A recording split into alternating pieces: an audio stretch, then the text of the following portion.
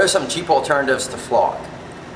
This came from Nick. I've worked with Nick for many years. I know that sometimes he runs on a tight budget, and he does some great stuff with his figures on a very low budget. Well, the easiest way to do it is you can just go out and get some Elmer's glue wall, mix it 50-50 with water, put it down on the base, spread it out, and then put sand over it. If you want, you can paint the sand.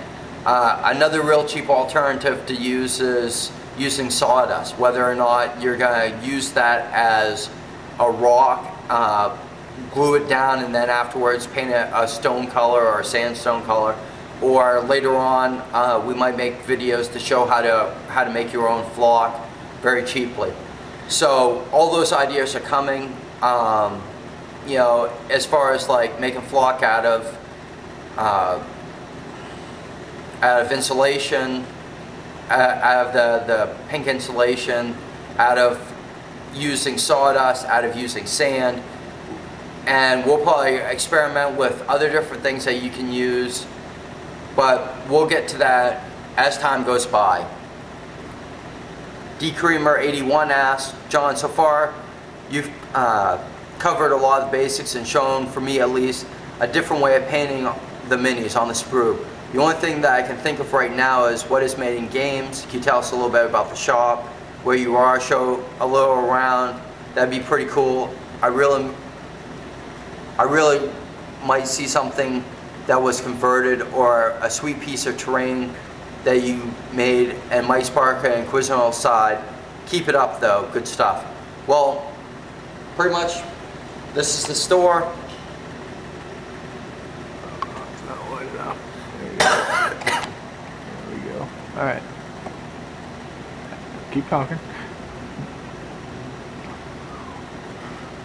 I could do But when we sat down to do these videos, one of the things that we talked about was whether or not we were doing the videos because we wanted to do them and because we loved what we were doing, or whether or not it was because we wanted to try to sell the store and sell the product. And in the end, I just wanted to do it because I like what I was doing. And I think that's where you're going to have the best stuff come about. And maybe later on, we'll do something just about the store. You know, just on a side note, we are going to be doing stuff on terrain. We are going to be doing stuff on modding out pieces. Hopefully, we keep on doing stuff that make people either say, wow, you know, I really need this tip, or hey, thanks a lot, or here, I got this question because this raises another question for me. Any questions that you ask, sooner or later we're going to answer. I know that I'm not always the best about getting on to the thing and answering the questions, but don't worry, the questions are always going to come. And even if we have to make a video just to answer the questions for you. So,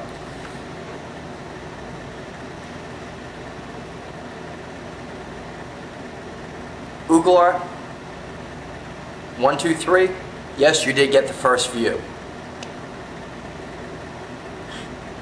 Do I need to go on to the next?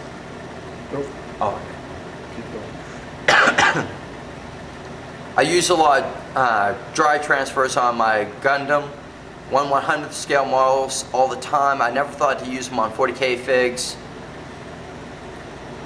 Iron Blood, well, you know, I've done a whole bunch of miniatures. When I originally started out doing miniatures was back in the days of Raw Panther. And I've kind of went up from there and painted all kinds of miniatures. I used to have a collection of approximately 15,000 to 18,000 miniatures. So I've done a whole bunch. I even used to own some Duncan molds and made some of my own miniatures straight from lead and straight from plastic, so, and straight from wax. So I've done a whole bunch of different things and tried a whole bunch of different techniques from, you know, different things. And hey, you know what? It's always worth looking at, oh wow, hey, these guys use this and these guys use this idea, and trying to incorporate them into any type of miniature that you're doing. And realistically, you can look at these Warhammer 40K figures that I did and go, here, I'm going to use them on War Machine, or on some other type of game that's out there, go ahead. I mean, feel free, and feel free to grab ideas from some of the other game systems and use them on the miniatures that you're working on. Oh my God, you helped me so much, dude. Well, Danny, I'm glad that we could.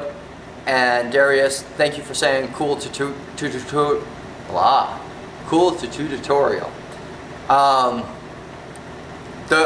Those are the types of things that we like to hear, and keeps us motivated to make the next one and the next one and the next one. So we're going to be here, and hopefully we continue to help out people, and we love to get feedback from everybody.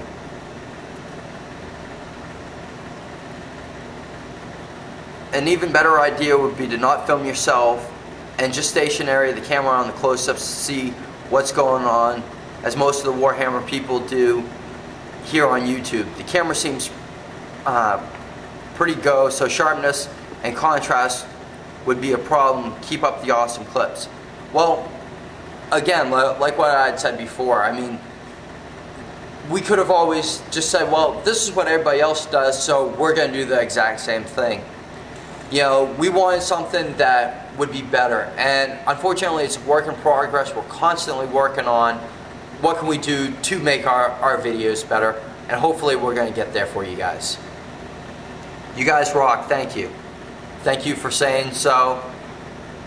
Zuzudan.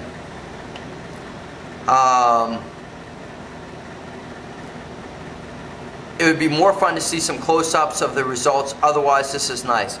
Again, that was one of the earlier comments that we got. Hopefully we've gotten better as time went by, and we're going to continue trying to do as much as we can and to improve the product of making the miniatures and making the videos better for you. D. Kareema writes, thanks for this. This is the kind of thing that I keep looking for. Keep up the cool work, man. Thank you for saying so. Things like that are always an inspiration to us, so thank you for watching us, for subscribing to us, and for leaving us comments that we can get back to you, and knowing that we actually did something to help somebody out. Yeah, I use black coats. Don't know if that's good or not though. Using black coats, we're actually going to get into that later on. I use a lot of black coats on quite a few of my miniatures. One, I find that it's faster, it's easier. I don't know whether or not it portrays as quite of a color difference or not. I know that you're not going to see the little white specks in between. Those are the types of things that you have to do a lot of touch-ups to catch and to really look for. But using black primer, sure. I use a lot of black primer on my stuff, and some of the videos that you will see somewhere in the future, you're going to see me using black primer.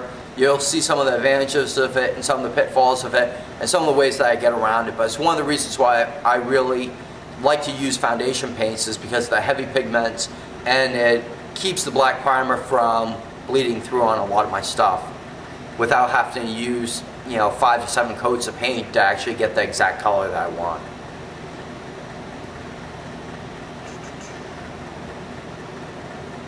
Digby weapon.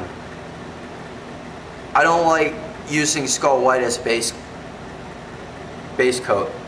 Well, Skull White definitely has some of its advantages. It definitely has some drawbacks too. Like what I was just making the comment on. Skull White tends to leave little pinholes that, if you're looking hard enough, you can normally tell whether or not somebody's using Skull White, unless they're very good on the cleanup stage. Besides that, as far as the brightness of the colors of the paints, especially if you're going to be using a brighter colored paint, it tends to turn out looking better. So there are some advantages to it, there are some drawbacks to it, but normally I'll use one or the other.